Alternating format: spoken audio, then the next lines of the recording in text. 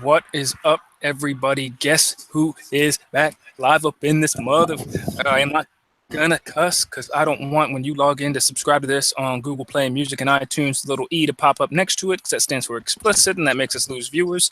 We may have to start editing out these mother cuss words. We're trying a little live gig tonight. My boy Sage the Mark, he starts off each and every week, broadcasting live from a spot. I said, you know what? I'm going to meet you at this spot. We're working. We're trying to get this live gig going. Really trying to get the live gig going really, really bad. We got some exciting stuff in the works. We could definitely use your help on the Patreon side.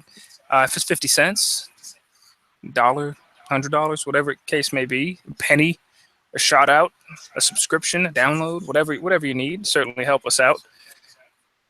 But I digress, because guess who I'm here with? I'm with my boy live in his spot.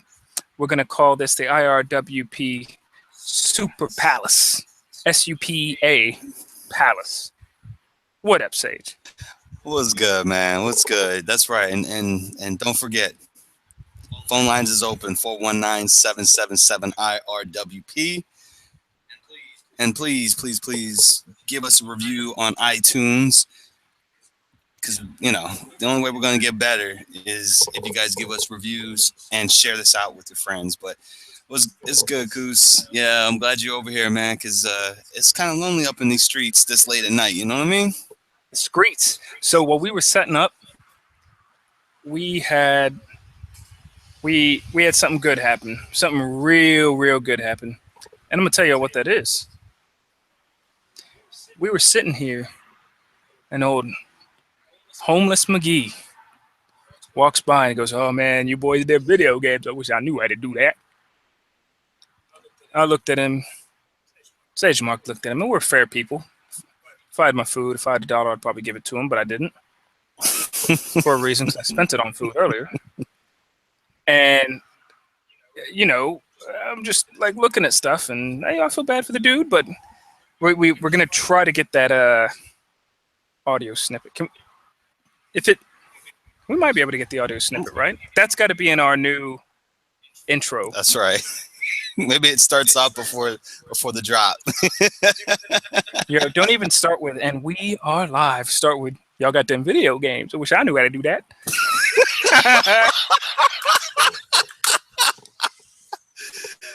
Yo, that is my favorite wrestler, Homeless McGee. Homeless McGee coming through in the clutch. He got himself, got a little drink he drank, like we mentioned. Roman Reigns sipping on that drink he drank. That's right. I ain't going to mess with that. So this week in wrestling, let's get into it. We got a good show ahead of us today. Appreciate you guys listening. We appreciate you guys subscribing. We appreciate you guys tuning in. Good show today. I mean, we got Money in the Bank this week. I'm so excited. Do you want to start off with, should we just dive straight into Money in the Bank predictions? Or do you want to talk about SmackDown and Raw this week? Oh, man. I mean, I guess, like, let me ask, what did you enjoy most about Raw, and what did you enjoy most about SmackDown? And then we can just do the Money in the Bank predictions. So I don't really think that we need to hit on everything like we normally do, at least not for this week. But just what are the highs and lows, starting with Raw for this week, Goose? Okay, let's start with the highs. Then we'll go into the lows. Sounds good. So I want to ask you, I jot down my notes each week. There was something that I saw that was a high this week. And it was Apollo Crews and Kalisto. But it wasn't about the winner. It wasn't about the loser of the match. It was about, and I mentioned this a couple weeks ago, Akira Tozawa. You got me onto Akira Tozawa in the Cruiserweight tournament. I honestly, I just watched the finals of that thing, and I was so surprised TJP won with the submission because that's not Cruiserweight style. But Tozawa, I was getting into. Now, the thing about the Cruiserweight division on Raw is that you're on for 3 weeks, and then you're off for 6. You're off for 5. But that's because they want you to watch 205 Live to see what's going on. But Tozawa officially joining the Titus brand. Yo, I dig it, picture man. was amazing, bro. If you guys haven't seen the picture, hit that hashtag Titus brand, and it's straight up there, man. And you know what? Speaking of the Titus brand, Goose, your boy did proposition Titus O'Neil if we could be the official podcasters of the Titus brand. And although he didn't say anything directly, he did like the post. He did. He did. Go check out. Go to that post. Click on the post and see the likes. Titus liked our post of if we could be the official podcast of the Titus brand. We, that's the thing. That's what he's looking for is the official Titus brand podcast. Maybe that's what we could be. It's Titus Wrestling Podcast. ITWP. Titus brand presents the IRWP. The IRWP. That's right. But yeah, you're right, man. The K.I.R joined the Titus brand, and I love. Aside from me loving the picture so much because it just looks awkward as hell, Titus has got a good thing going with this Titus brand gimmick, man. Because he has the potential. Like if this thing takes off, he has the potential of not just revitalizing people's careers, like Uha Nation, but like Sasha Banks, man. I mean, she ain't doing anything either, and I mean, rumor has it he's trying to get her in the Titus brand too. So, what do you think about the Titus brand actually extending and actually being a thing from week to week? Well, do you think it's something like the New Day? Those guys weren't doing anything. They brought them together, and now they're big, and they've been big, longest reigning tag team champs. That's the way I see it. Yeah, I think that's what it is, man. I think it has the potential of being just like the New Day. Maybe not as funny, but I mean, it's kind of like when Titus and Darren came into the WWE originally, they had that guy that was like promoting them as the brand and whatnot. But it seems like Titus is taking that role and is doing it for other people. I'm thoroughly enjoying it. Well, it works good. Like I like Titus, but see, that's the thing is okay. What's the caveat? Homeless McGee? If you're watching this live, Homeless McGee's walking right up behind Sage. That homeboy's going to Shipley's Donuts. I told y'all last week, man. Oops, I probably shouldn't have said that, huh? Someone pops that door open and tries to take me out. I'm having the camera positioned so that you guys can see it. I need y'all to have my backs. Call the police. We in San Antonio, okay? I'm gonna just shout out things. Y'all listen, y'all record. Just tell them the IRWP Superdome. They'll know what you're talking about instantly. Superdome. That's right. Actually, you know what? If you watch the live version, watch the 8-minute mark, you could probably see Homeless McGee. You know what Homeless McGee just did to you? Man, I don't even want to. You know how the Revival, when Enzo and Cass gets beat up? Yeah. You see the Revival in the background? Yo, Homeless McGee just gave you the Revival treatment where you see him far off in the distance. No, I'm serious. Your camera's the way it's pointing. You may have saw him, but the Homeless McGee could use a Titus brand. No, the Titus brand could use Homeless McGee. That's right. We're scouting for you, Titus. We got your new acquisition. I'm gonna get his contact information. He doesn't have a phone. Got to use smoke signals. Yeah, smoke signals, Morse code. Oh. Homeless McGee. You got to get in touch with him. He's hard to get in touch with. Yeah, but what would his theme song be? You know what it'd be? He'd come out to, remember that Bruce Springsteen song from Philadelphia? On the streets of Philadelphia. And then he'd leave. He'd come out for like 3 weeks, and then he'd come back at Survivor Series in November, and he'd come out to, I'll be gone to November. I'll be gone to November. You tell my girl. Yeah, man, Goose. Oh my God. Fluke, with your mic so high, you looking like Vegeta's Power Reader. That's probably a joke I don't get. Look what, man. He's trolling. So I'm a fan of the Titus brand. I like to see where it's going. I really like it. But the thing is, okay, so if Sasha joins, I think at the end of the day, they're going to end up all heel somehow, some way. Or they'll end up like the New Day where they're heel first and they just get up really over. But should Titus wrestle? He's bigger than muscular-wise, and he's probably like 6'6", 6'7", 6'5", whatever. He's a big dude. Should he wrestle? So my thing is this, man. And then I think we had talked about this like during like episode 12-ish. Like the one thing WWE is missing is the use of managers. You've got great people that are active wrestlers, but could be better utilized as managers. And I would love to see Titus O'Neil like just be a straight up manager who gets involved into matches and things of that nature, gets himself into situations where his people have to bail him out, or even on occasions where he does have to wrestle just as long as he stays in the suit and the tie. I think it just kind of adds to his, adds to him being the way that he is as a promoter of sorts. So I mean, let him wrestle sparingly, but I'd like him in that manager role, man. I think it's amazing how he's just overhyped and he's just trying to get clientele, and I like that, man. He's like a sports agent. You know what? What if he never wrestles ever? But because he's bigger, you think automatically like, man, wait, this guy's twice the size of Apollo Crews and Tozawa and Sasha Banks. This guy should wrestle. But what if he never wrestles, but he talks more trash about the Titus brand, but every single time somebody confronts him, he says like, man, I'm coming off an injury. You know that. He has some like lame excuse. And he'll even come to the ring one night and be like, man, I got anxiety. I ain't coming out of the ring tonight. You don't want to see the leader of the Titus brand come out of the Titus brand. And then he draws this immense heat because people give him the like, I just want to see this dude get his butt kicked. That's all I want to see.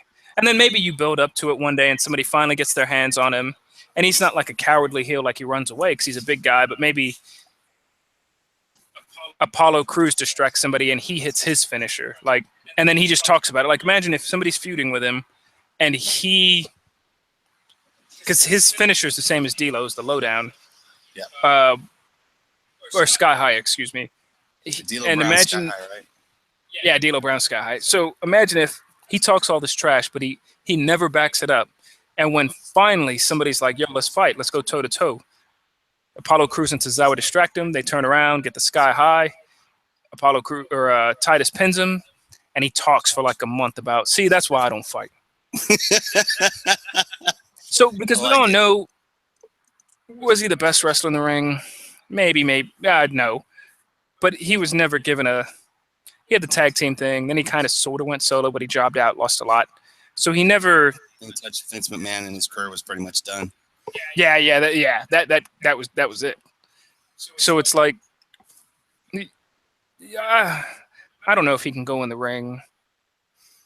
But I don't think you necessarily need to have him go in the ring, Goose. No, because it's entertainment. Yeah, it's entertainment, and honestly, I like the idea that Titus is a heel manager with heel tendencies, and he's recruiting faces as part of his brand. Because it's kind of the Cesaro effect, right? Where you have they're over because people want to see Cesaro like succeed, but then you have that heel tendency with Sheamus that makes you want to boo.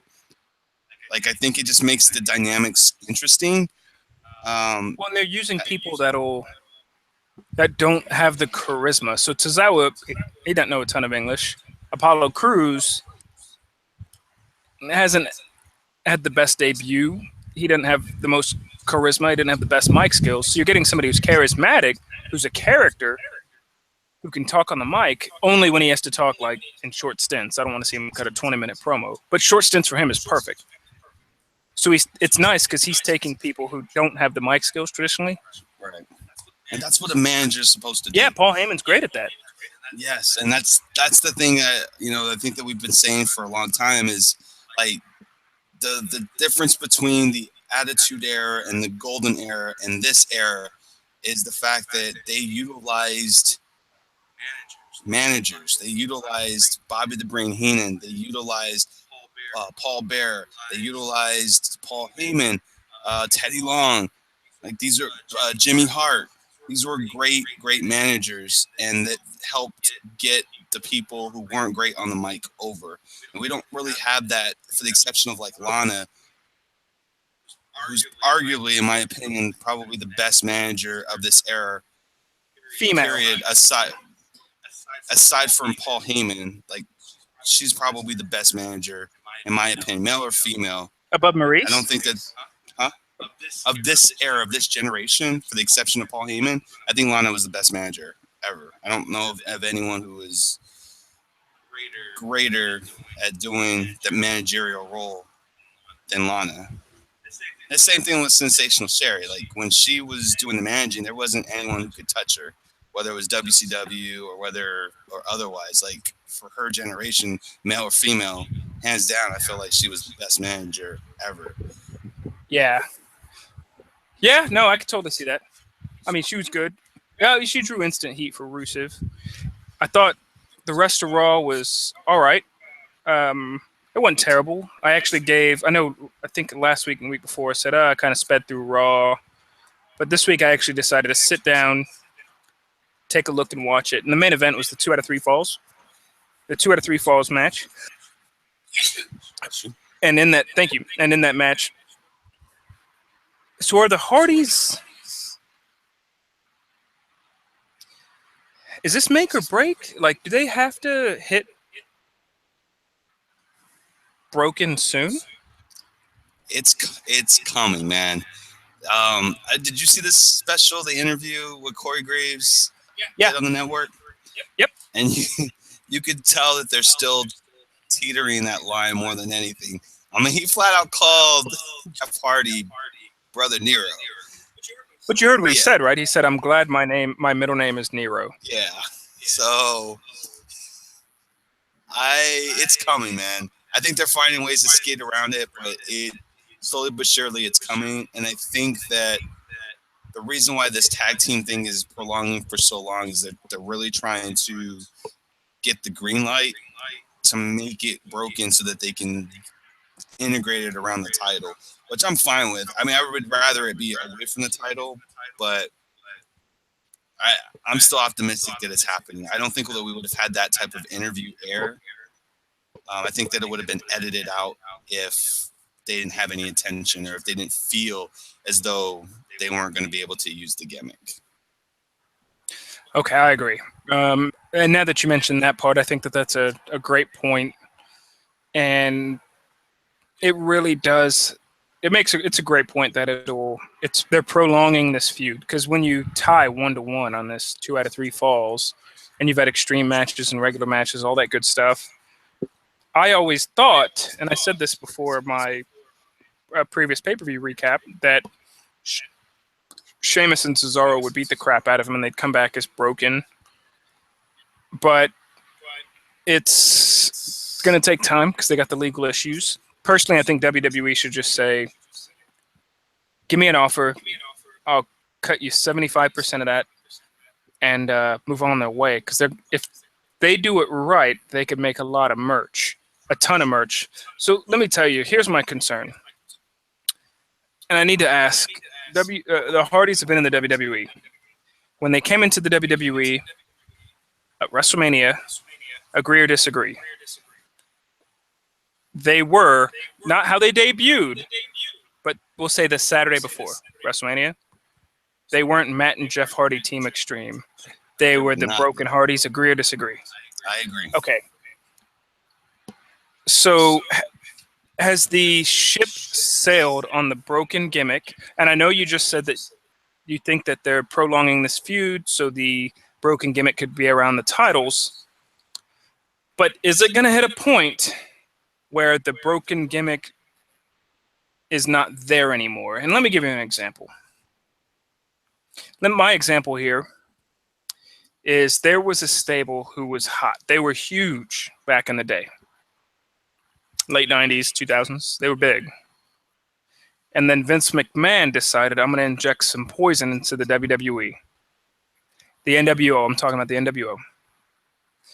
When the NWO finally debuted in the WWE, it sucked. It wasn't about the NWO, and it turned out to not be about the NWO. It was more like, hey, man, it's good to see Hall and Nash. And then Hogan fought Rock, and that was supposed to be NWO versus The Rock, but then it turned into Hogan versus The Rock. Hollywood Hogan in their WrestleMania match turned face, Rock turned heel. They had the double switch during the match, and I think Scott Hall fought Steve Austin, and then they tried to do the NWO thing with Booker T joining, Shawn Michaels, and it was just a cluster. So knowing that the WWE has butchered stuff in the past, the NWO angle, the ECW, WCW invasion angle, are the Hardys going to go that same route with the broken Hardys? Because remember, the Hardys were making their own content, and part of what made Final Deletion so great is the budget was crap. You had two guys who made something, decided to keep the budget cheap. Let's make it on this huge plot of land we live. Let's buy a couple $100, $200, $300 drones, some cameras, and Roman candles. So the production was when production's lower, it can make for a more entertaining product. I agree. So is the ship sailed on the broken gimmick? I wouldn't say that it's. I wouldn't say that Skarsgård is sailed just yet into the lake of rejuvenation. What I would say is that if Skarsgård gets to the series of Survivor without its passengers, it will sink to the bottom and it will not be revitalized ever again.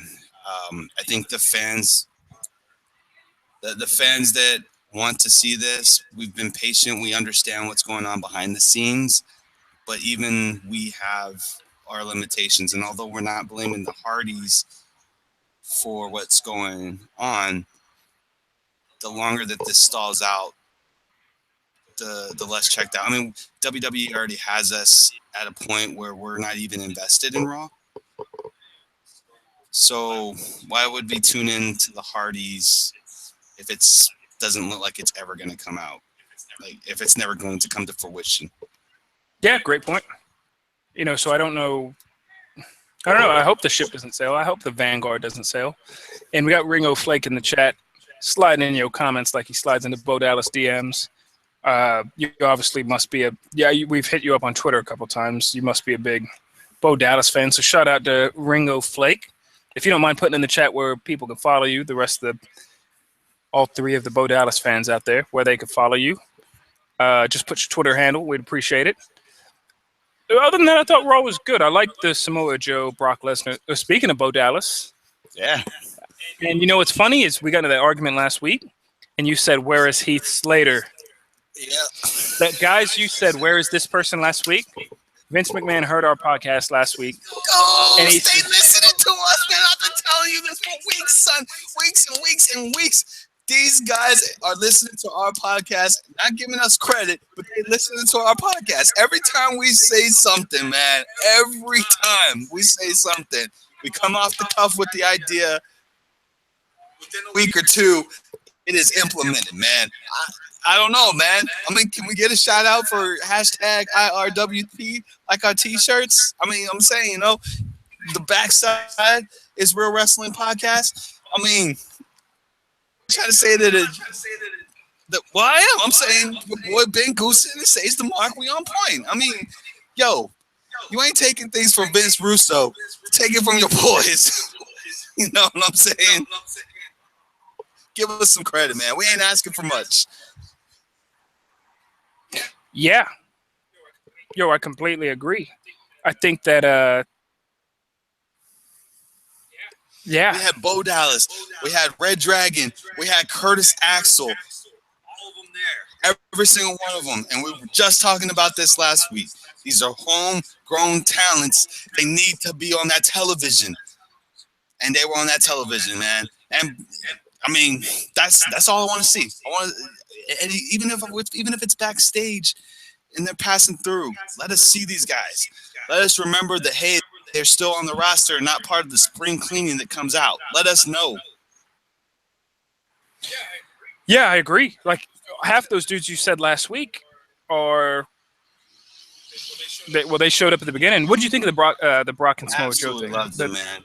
Joe just came in and he just established his dominance. You know, showing that, hey, he is not afraid of Brock Lesnar.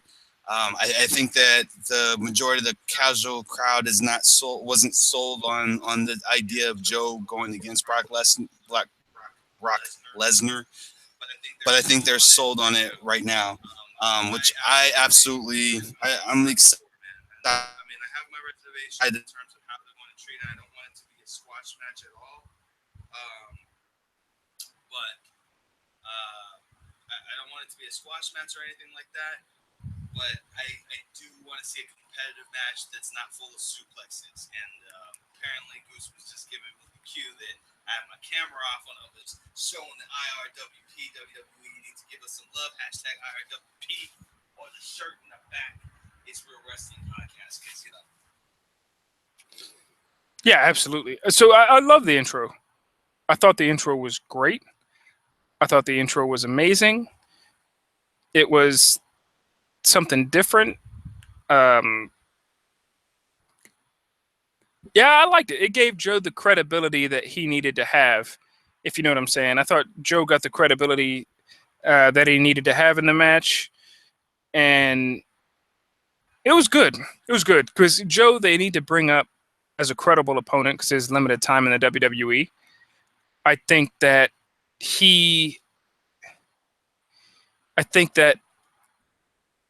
yeah, I mean, it's legit, and it Brock can sell. Brock can do a lot of this stuff. Brock can do his thing. You know what I'm saying? So I was impressed, and I think what's nice is Brock is going to sell for Joe. So if Brock gets in the coquina clutch, he's going to sell it like it's the worst thing he's ever felt in the world, in the UFC, and wrestling, NCAA, and the WWE. He's going to make it seem like it's the worst thing and the best thing he's ever felt in his. You know what I'm saying? He's going to make it seem like it's the worst thing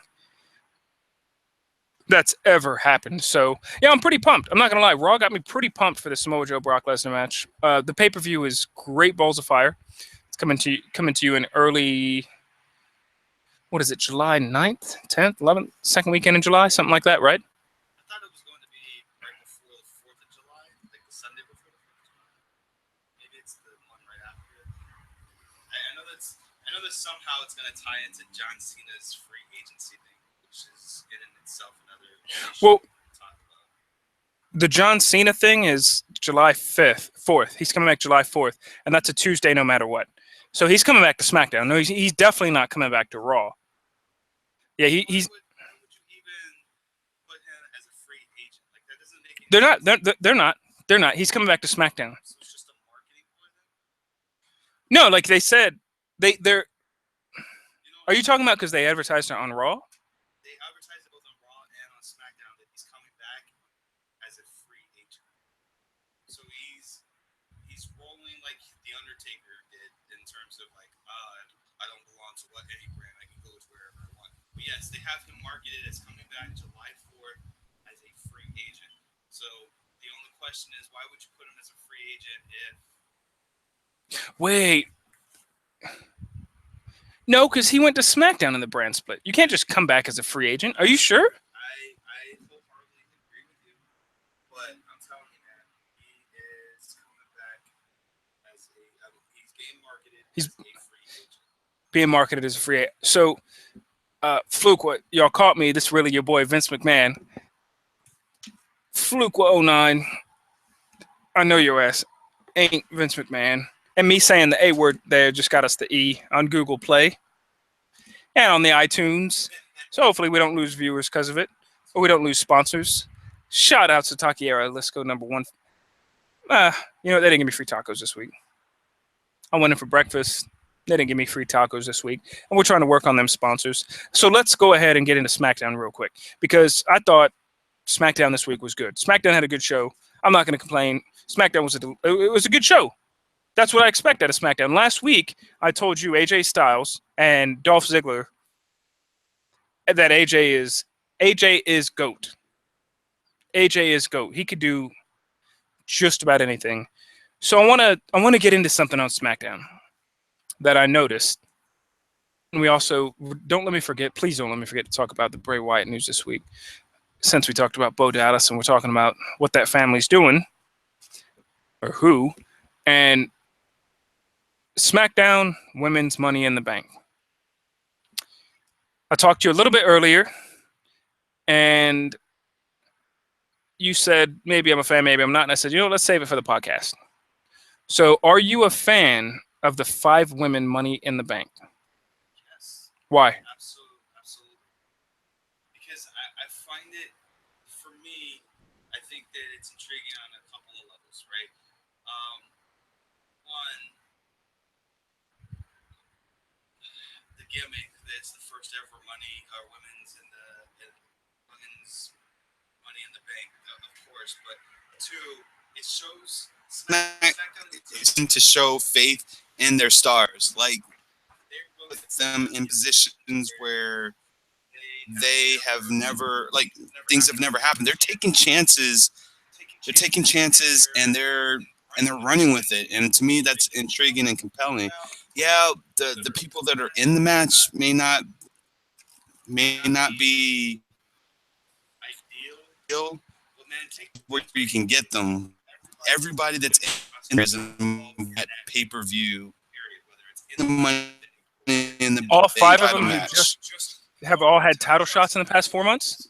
Tamina didn't have a title shot, and neither did Carmella. And when we get into our predictions, man, I don't know if we're gonna be on the same page in terms of who's taking that title, but I just find it intriguing, Goose. Like, I like the idea. First off, I like the idea that the women are getting equal treatment through, man. I think this is the problem with Raw, is that Raw's got 5 or 6 women, but only 2 of them show up on TV at any given time. On a 3-hour show. On a 3-hour show, which is ridiculous to me. When week after week, SmackDown is debuting their women, and whether we like the segments or not, the plain fact is they are there, and I down for that, man. They're taking chances, and that's why I like the Money in the Bank idea. So I'm on the fence, and let me tell you why. And I want to clarify something that you and I have talked about. I don't remember if we talked about it on the podcast. Maybe we did, maybe we didn't. But you and I have talked about how it would be nice if somebody won Money in the Bank and they cashed it in on Raw instead of SmackDown. Well, Shane McMahon clarified this week. He said if you win the Money in the Bank, you'll have a title shot at the SmackDown heavyweight and the SmackDown women's title. So that pretty much just solidified our cool idea. That's not going to happen. So here's my... I'm going in with low expectations. I don't expect a woman to fall off the top of a ladder, through a table, anything like that. I don't expect that. But okay, I'm thinking of the future here. Big picture. I'm thinking of what's going to happen next year. I'm not thinking about today. That's your job. That's Homeless McQueen, Homeless McGee. That's their job. That's not my job. I'm thinking about the future here. So here's what I'm thinking. They went with a women's Hell in a Cell. I went in with low expectations. And Charlotte Sasha, it was great. It was great. It was a good match. So Money in the Bank, I'm going to go in with low expectations because only because my expectations aren't because of the talent. It's because there's only 5 of them. So think about it. In a typical Money in the Bank match, you win the match. You're a mid-card or undercard guy.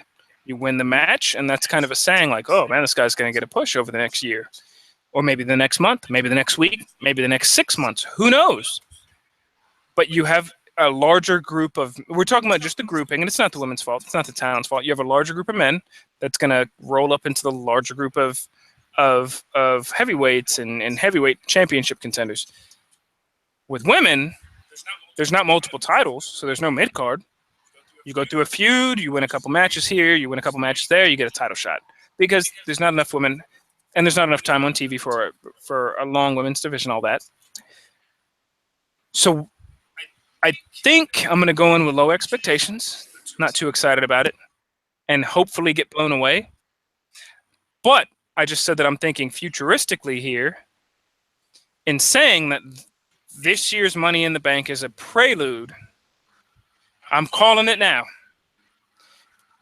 And we're gonna pull up my segment next year. Probably not, because we had to archive a lot of our stuff. So please, sponsors, I'm looking at you. There's about 15, 18 different retail spots. Please donate so we don't have to archive all of our stuff. Next year, I'm going to say today, I'm looking into next year's Money in the Bank, where we have these same 5 women, maybe take out a Natalya or Becky Lynch or something. And you throw in Naomi. Imagine what Naomi could do in a Money in the Bank. She's the most athletic woman on the women's roster. And then you throw in the heel heat of Lana. You just said she's the best manager of the decade next to Paul Heyman. That means she could generate some heat. She's generated tons of heat. We're still not a fan, even though she did it this week, of the shoulder shaking thing. But she could generate heat. And then you ready? Lay it on me. Bleed. Next year, Money in the Bank ladder matches, Charlotte. I'll throw Carmella in there, assuming she's still with James Ellsworth, so James Ellsworth could pull his shenanigans. Naomi. And I'm just going to go with a couple people here. Let's throw Tamina, the wild card, the Nia Jax of the roster, just kind of the big powerhouse. Asuka. The difference maker right there. Nikki Cross. That's the difference maker right there. The Money in the Bank match this year is just we're going to show you what this is all about, what the women could do. So next year, when you see it, Ember Moon. Goes to get me excited. There's a girl that just signed to NXT that you could see. I forget her name. She hasn't been on NXT TV yet, but she does all these insanely crazy bumps if you go look her up. Kimberly. Come on. You got those people in a potential Money in the Bank? Oh, my God. So I'm okay with this one coming up on the fence, but my expectations are low. Not because the women there aren't talented whatsoever. They're super talented. I just haven't seen a women's Money in the Bank, and my expectations aren't that high. I mean, I think that's fair, man. I definitely think that's fair. But SmackDown, from our reviews, man, I don't think there's been one SmackDown where we just walked away with, especially the gimmick ones. I mean, this is the second round of gimmick matches for SmackDown. And I don't think that ever really had anything bad to say about any of the gimmick matches that SmackDown has put on. So I'm hopeful. I'm optimistic. I want to see them go with this limited amount of people that we have card-wise on this pay-per-view. It seems like they're going to give this match some time, which is good. So, and I think between and Charlotte and I think it's going to be good, man. I really think that this is going to be a good match, and I can't wait for it, Goose. Yeah, we'll see how it turns out. I actually don't mind that there's a pay-per-view this weekend. The WWE is in a good spot because if you're not a baseball fan, you're in the dark ages of sports. So there's no football, there's no basketball. That's what I call the dark ages of sports because I'm not a baseball fan. No knock on it. Super talented guys out there in baseball. I'm just not a huge fan. So I want to get into, before we get into our Money in the Bank predictions, I want to just give a shout out real quick, and then I want to get into another prediction. I want to give a shout out real quick to my boy X-Pac. I know you didn't know this because I haven't told you this. I'm a huge X-Pac fan and Xbox. Follow me on Twitch, Ben_Goosen. Guess who got let off the hook this week? No, last week of May, actually. So remember he was arrested at LAX for weed and he had pills that had meth in them, right? That dog's nose was off the mark that day because they took his pills that he had for a yeast infection. They went and they tested them. No meth in them. The pot that he had, the amount that he had on him was legal in California. Case closed. Shout out to my boy X-Pac. You do you. He was confident the whole time. He said, you know what, I ain't doing drugs. I'm not worried about it. I'm all right. And, man, for somebody who has come out and, said they struggled with substances and stuff, to have to go through that and live through the positivity of it, shout outs to X-Pac. That's huge, man. I mean, he maintained his innocence from the very beginning. Like, he was very vocal and very cooperative through the entire process and pretty much assured us, like, right out of the gate that, hey, everything's going to be fine. Don't worry about it. I mean, that was it kind of took people by surprise, including myself, that he was so calm about it and things. But it was like you said, Goose. I mean, this guy's turned his life around significantly. So, we got to take the word for it, man, especially when you're coming in with that much confidence, didn't have any arrogance to it. So shout out to X-Pac, man. Maybe one day we can get you on the podcast so this guy doesn't keep yapping about it. I'm a huge fan, dude. That was my boy back in the day. I was a skinny dude in 9th grade during the Attitude Era, and he made me think, like, you know what? It doesn't matter what other people think. It doesn't matter. I don't have to be 6'5", like Sage Mark. I don't have to be one of the big dudes. I just have to be me, scrawny me, and I'll be able to hang with them. And predictions. But before we... I got a couple of things, man. Just real quick, man. Just real quick. Shout out to the guy at the very beginning of the show with the missing sign and Ty Dillinger on there, bro. Like, shout out to you, man. Anybody can find that guy. Mention us at Real WrestleCast on Twitter and tag that guy because we would love to get that guy on TV. He has some pretty good spot on there. And yeah, where is Ty Dillinger? I have no clue, man. I've been saying that for a couple of weeks now. Not on the podcast, just in general. Like, what the hell is going on with Ty Dillinger? From my understanding, he's not hurt or injured or anything like that. It just sounds like they might not have anything for him. And I don't know, man. Him, Aiden English, American Alpha. Although I have the suspicion that American Alpha might get booted over to Raw. But yeah, I have no clue where he's at, man. But I appreciate the love that people are giving to Ty Dillinger, and so that it's something, man. I just don't want this guy to go away. They definitely need to involve him. But how cool was that opening, man, to SmackDown? The opening? Shout out to Ringo Flake real quick for saying put Bo Dallas on that Who's Missing milk carton. What's the word, man? Yeah, the New Day coming out with the oh man.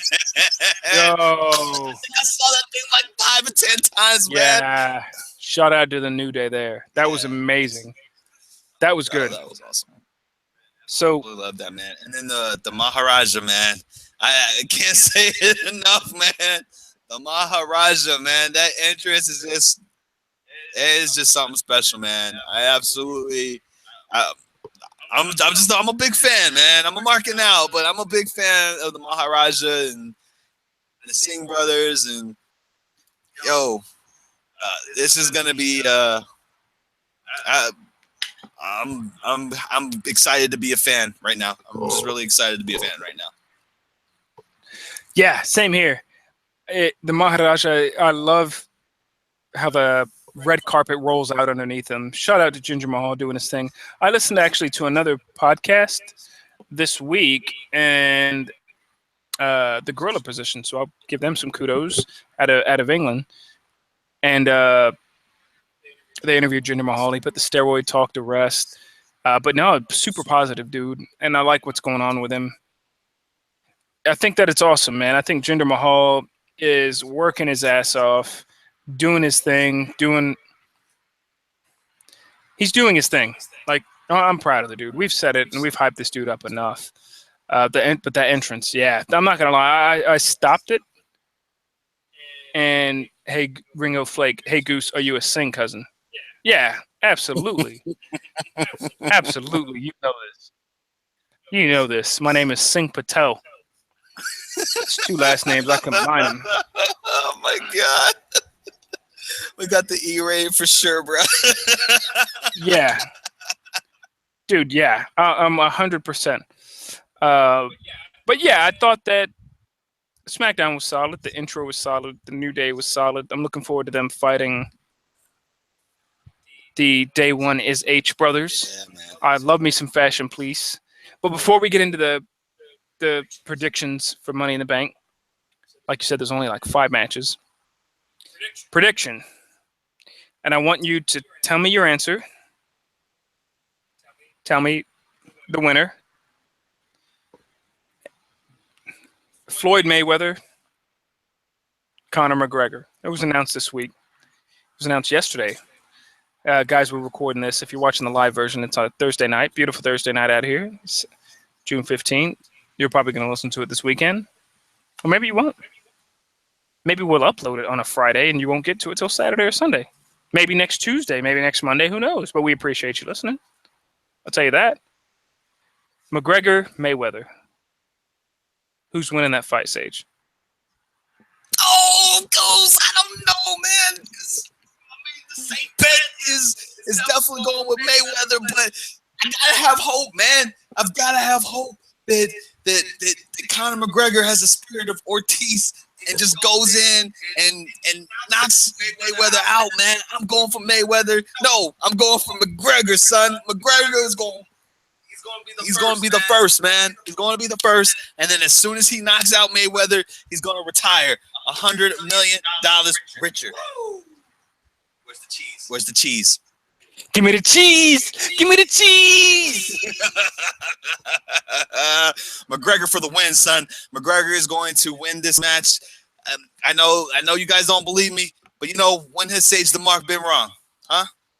I mean, I'm just saying this, but WWE, you know, they kind of listen to some of our ideas, speculation, yes, but you know, I gotta believe they listen to us. Conor McGregor's listening to us right now. He's getting that, you know, allegedly, you know, but he may be listening to this right now. McGregor, you're gonna win, son. That's all you need to know. You got Sage the Mark's blessing. You're gonna win, son. Go do your thing. You know, I've got, and for the record, the chat's all got Mayweather. I got Mayweather in a very easy 12 rounds. If Canelo couldn't hit him, if Berto couldn't hit him, if Ricky Hatton couldn't hit him, if Victor Ortiz couldn't hit him, if he hasn't been hit in 49 fights. Oh man, don't even bring up that Ortiz, son. We all know Mayweather didn't want none more from Ortiz. That's why he never got his rematch after that sucker punch, son. Well, Don't hit me. What's the last fight he fought? What's the last fight he fought? What has he done since? With that whole protect yourself at all time. But don't cheap shot, son. Have respect for the game. That's all I'm saying. Have respect for the game. Yo, he whooped up on Victor Ortiz. Victor Ortiz came out with his hands down, right? He didn't whoop up on him, man. He hit him across the ref, son. What do you mean? But Mayweather won. I watched. So when it was actually one of the first times I ever met Sage the Mark. One of the first times I ever met Sage the Mark. When we were just becoming good friends. We went and watched the Mayweather and Ortiz fight. And funny enough, I pulled the heel turn is we went to watch it at a friend's house, the Mayweather Ortiz fight. I bumped into Sage, spilled my dranky drank that you hear me talking about every week. Nice to have a little dranky drank every now and again whenever you get the time. And it was a red drink. I don't remember what it was. And I spilled the hell out of it on the floor. And the homeowner was like, yo, who spilled that drink? And I was like, oh, Sage did. And I tried to pass it off. Trying to get me in trouble, son. But that's okay, man, because karma comes back, because who won that pot? I'm just saying. And it wasn't grass. It was green, but it wasn't grass. Your boy won that pot. But yeah, man, I don't know, man. I'm hoping that McGregor does pull this thing off, man. Win, lose, or draw, this is going to be one of the best things ever. You know, they still might even take our idea, man, with the whole couple mixed martial arts matches in between. You know, they might take our idea for that. I man. agree. So you could go into the mixed martial arts thing, or maybe have a card where you have the mixed martial arts versus boxing per se. But let's just be real here. At the end of the day, just we were talking about Victor Ortiz. You need to have the most maximum. You need to come in ready to fight. You need to come in lean. You need to come in mean. And when I think of what chance, like I would love to see McGregor win. They're fighting at like 150 pounds or something like that. I would love to see McGregor win, but quite frankly, he needs to protect himself. And then at the end of the day, if he doesn't protect himself, McGregor, from Mayweather's punches, the few that far between, he might get popped. Maybe he will, maybe he won't. McGregor's got a hell of a left hand. I think McGregor's got to protect himself similar to the way that I protect my tires on my SUV. So I just recently bought an SUV. Let me tell you about this. I just bought an SUV. I have a family. I'm a family man. So I need an SUV. I need to get the wife around. I need to get the kids around. So that's why when I need to protect myself and I need to get my tires checked, I go to Z Manuel's Auto Shop. This shop is legit. You know, I can go to any shop. I can go to franchise shop up the street. I don't have to go to franchise shop up the street. I could. They can keep my records for this, my records for that, but the service is nothing because, quite frankly, they know specifically. They know that, oh, well, we're a franchise. We're going to get business no matter what. But I go and I trust Z Manuel's Auto Shop for any of my auto needs. I went for them for the total protection plan that they have starting at $199. You go to Z Manuel's Auto Shop. You go to their website, IRWP, you get a 10% discount. You go to them. They will protect you and keep your family safe on the road. I went to them and said, I've got a ding in my car and I need an oil change. He specifically said, you know, we'll get the ding repaired. We have paintless dent removal. We're going to repair, or we're going to change your auto. We're going to change your oil. Excuse me.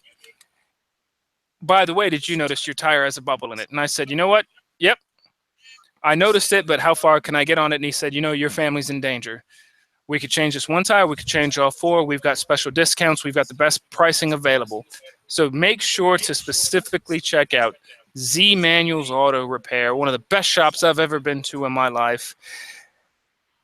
You will be protected. Your family will be protected. You drive an SUV. That guy drives an SUV. You will be protected. You'll be protected just like Conor McGregor will and the Floyd Mayweather. And on that note, I've got Conor McGregor losing, and I've got Floyd Mayweather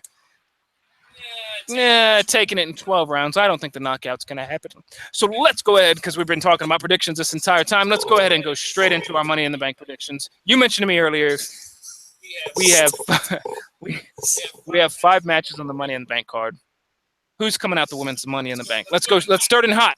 Let's start off with one Money in the Bank. Check in the mail at Real WrestleCast. Yo, yeah.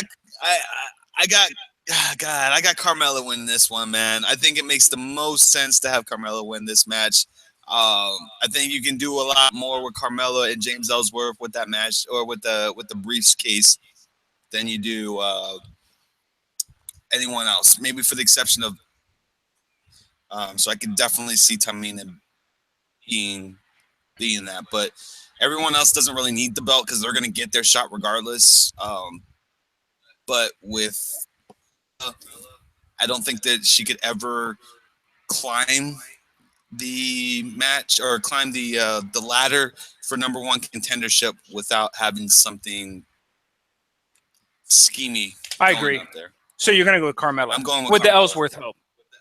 Yeah, that's who I was going to pick because it's more ratty, and quite frankly, I think that Becky could win a match, get a title shot next week. Charlotte, she absolutely, positively doesn't need to win that. Then you have Tamina. No, I think she's kind of the Nia Jax of the roster, like the big, tall one, like I could whoop anybody's ass at any moment. And Natalya, to me, let me know if you agree.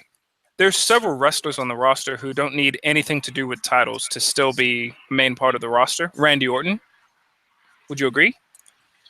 Shawn Michaels in his later career? I do agree to an extent. So I think that I don't like the idea of great wrestlers not ever having the belt one time, like a Mr. Perfect.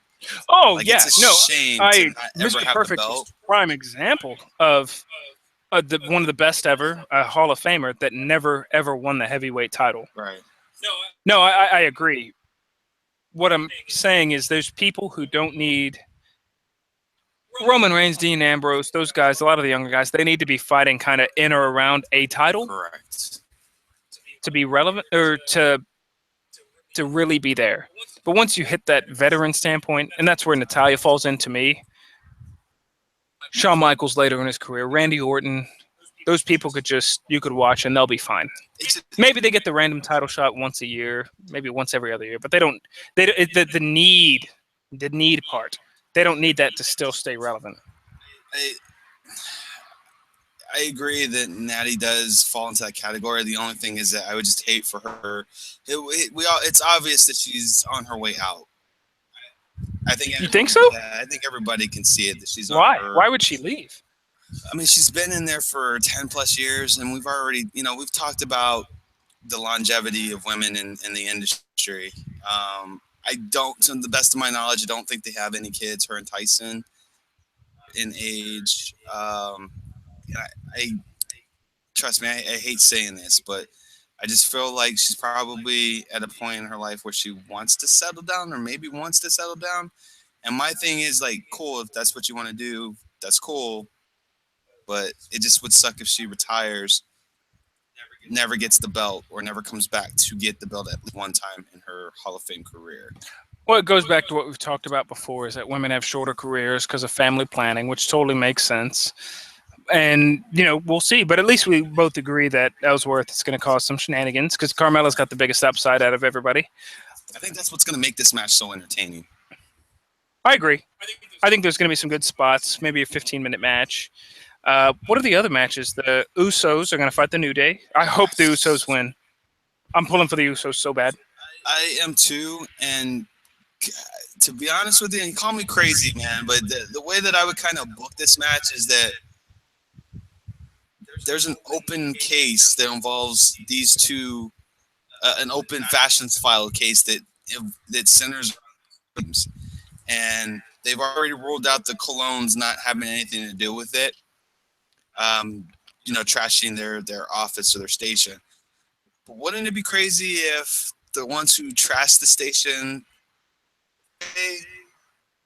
and somehow Breezango gets involved in this match and costs the New Day their opportunity, their match? I think that would.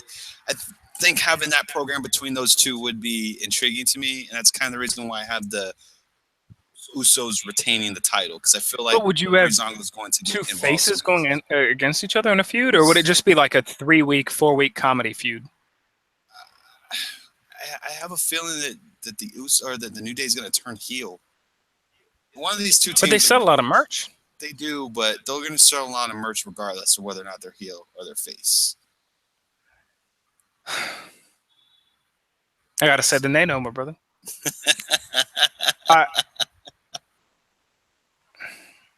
Would we be? I don't know, because I think would we be talking about New Day ice cream bars if they were heel? But we talked about CM Punk ice cream bars. Depends on how they do New Day, because some heel merch is pretty awesome. And I have a New Day shirt, and I bought Booty-O's as Christmas gifts for one of my friends. And so, what's the other match on there? Kevin Owens? No, Kevin Owens is in the 5-way dance. He's not defending his title at all. So there's 5 matches. We got the women, the tag teams, the Money in the Bank, the heavyweight title match. Yes, we got the heavyweight title match, and then I think that's it, man. Are we missing a card? I didn't pull up the card today. So the heavyweight title match. So do you have Jinder Mahal winning the rematch? I definitely do. I definitely have Jinder Mahal winning this match. It's in my opinion, there's no reason to take the title off of this guy. I think if anything, you need to solidify his position as the champion. Um, and I think be able to do that and to have this guy win. I don't like the getting fed to Cena. I don't, and I know that sounds terrible, but I mean that's kind of Cena's whole shtick is burying foreign talent, and I don't want to see that, man. If the only person I want to see take off the title eventually from him is probably Rusev. I agree. I don't want him to be fed to Cena. I think that he should win because they're coming off of Bray winning the championship and losing it fast. So you don't want two transitional champions in a year. Money in the Bank. So Ringo Flank's got Nakamura winning this thing. Well, we got the women's title match, man. Naomi versus Lana. Oh, I got Naomi winning it by it'll be DQ or some crazy finish. Lana's not going to win it. We've got Lana winning it, and hear me out. This is why. So I'm writing this down so I can tweet it out. This is our WWE 2K18 bet. Yes, so I definitely have Lana winning this one. Whether or not she takes the title is a whole completely different thing, but I like she's going in this match, and that the Money in the Bank may be cashed in at this time. That's also another big question, is whether or not or how soon the women's Money in the Bank is going to be cashed in. But if this match goes on after, which I go after the Money in the Bank match, then it's going to be cashed in. Lana's going to win the title, and whoever cashes in may take it off Lana. That way, Naomi can have her rematch maybe a week or two from now back that she lost, because you're gonna get a title, you're gonna get a rematch. Period. If you, and everyone who's lost their title, gets their rematch. Gotten their rematch. So I think that that's gonna be the safe play, but just depends on where it falls in the card, right? If the women's is after the Money in the Bank match, definitely there's gonna be a cash in. Lana's probably gonna win and then get. But if this match is first on the card, the opener of the match, then well, you got to pick one. You can't. You can't tell me right now, like, oh, I'm just telling you that that's how I would book the match. Okay. The thing is that I don't know sites to do in terms of how they place it. For the argument of this that we're going on, I got Lana winning. Period. Okay. And you still have officially, you got the New Day, right? I officially have the Usos. Okay. Yes. So in the Money in the Bank match, Ringo Flake we know has Nakamura winning. So it's Nakamura, Sami Zayn, Kevin Owens, Baron Corbin, Dolph Ziggler, and AJ Styles. 6. Yep. Oh man. I'll let you go first. I can't. So, a couple of weeks ago, usually people who win these types of matches are people who have done the job consistently week after week after week. I roll out because I'm sure that pretty soon. No, he's booked. He's heavily booked during the summer. I don't know, man. There's been reports out there that it's not as booked as they say it is. So, it doesn't make any sense from now until Survivor Series to put the belt on him if Jericho's going to come back in between, and then him carrying both titles. So, Nakamura, I think you wait until WrestleMania for Nakamura, have AJ Styles have the title, and them two fight for the title at WrestleMania. I think that would be the safer play for them, which would also roll out AJ Styles from that match there. So that really leaves only we know Dolph Ziggler's not going to get it. So that's only going to leave Baron Corbin and Sami Zayn. So Corbin winning the match, Oh, and I know that's kind of I don't feel good about it. I really would rather Sami Zayn win it, but I think Baron Corbin needs it. So I've got Baron Corbin winning this match. so here is the only way, or the only area you and I disagree. With the exception of the New Day and the Usos match. So I'm going to go ahead and go. I think.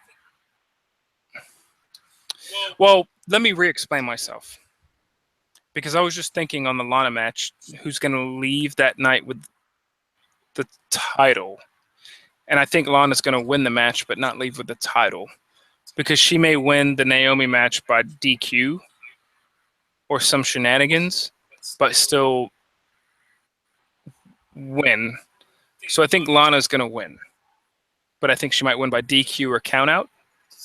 I just feel like they've invested so much money in her promo and her look, and she looked phenomenal when she did that. Yeah, she did. I mean, aside from the dress, and that's the one thing that I was telling you, man. Like, what if this whole thing about Lana not being able to wrestle is a ruse? Like, what if she really can't wrestle? No, it's definitely a ruse. She's basically Emmalina and Eva Marie rolled into one. So, because she's not on par with the Becky Lynch, Charlotte's, all those guys, but you could hide that with a gimmick. So Eva Marie was going to be this big heel, but she got, it didn't work out. I don't know where she's at, and then Emmalina didn't work out because the reports are saying she couldn't act good enough for the role.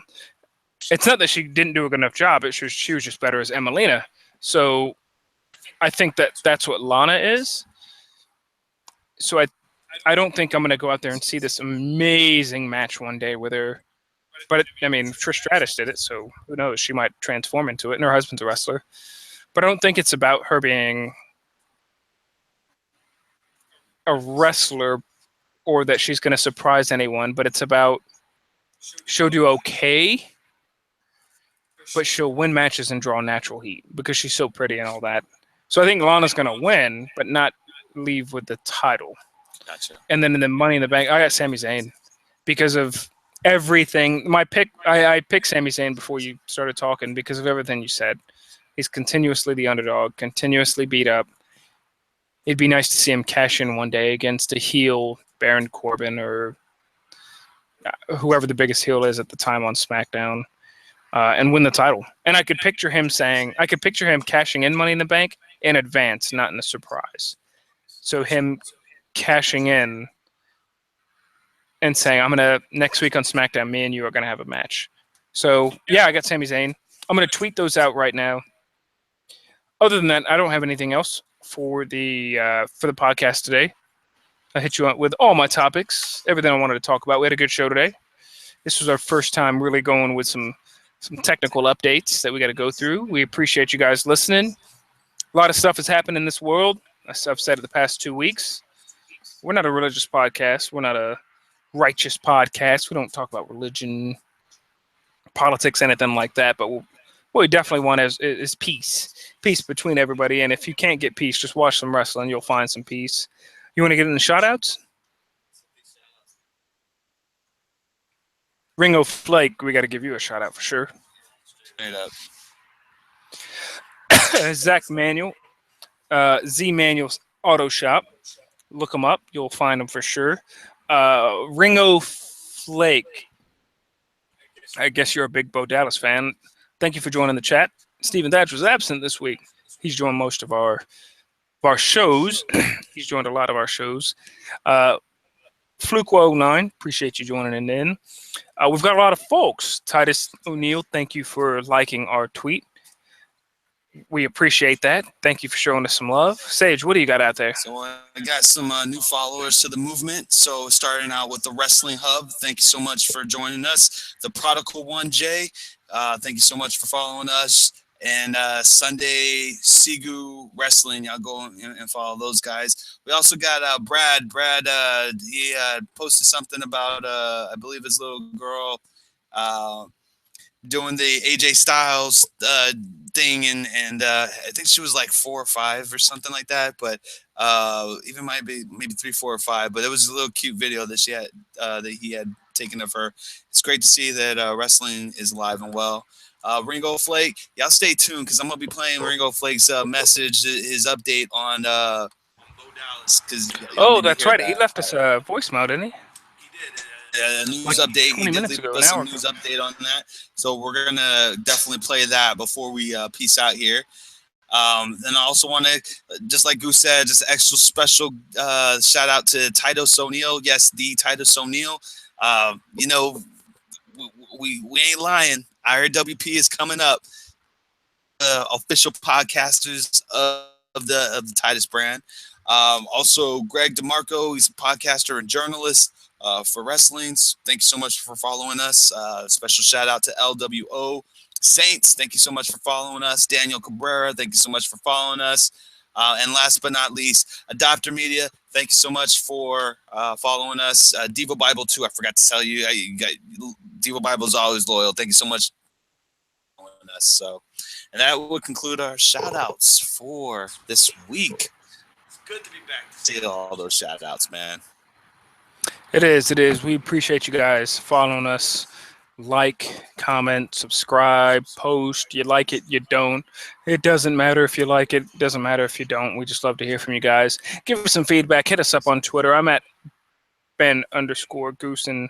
Follow me on Twitch as well at Ben Goosen. Hit me up on Xbox at Ben Space Goosen.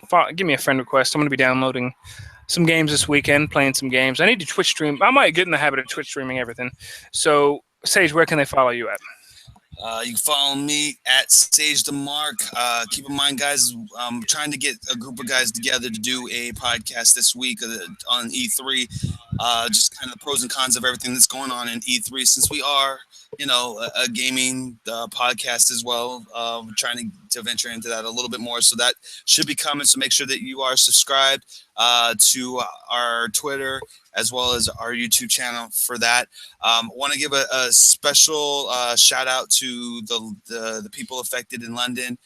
Terrible tragedy that went out with the flats going out there, and then also Mr. West, Mayor of Quahog, did pass this week. So we wanted condolences. I think I can say that for pretty much everyone who's listening to this podcast, including Goose and I, Mr. West has had a profound effect on our life in some form or capacity with his entertainment. We appreciate his work and his dedication to his fan. We got to see him at Alamo City Comic Con. Comic-Con a few years ago. Wonderful guy, wonderful guy. So prayers go out to his family. Again, you find me Sage the Mark at Sage the Mark on Twitter, IRWP.us. If you can, guys, visit our Patreon. Got some great treats there, including this great way. We got some little members only gifts there too.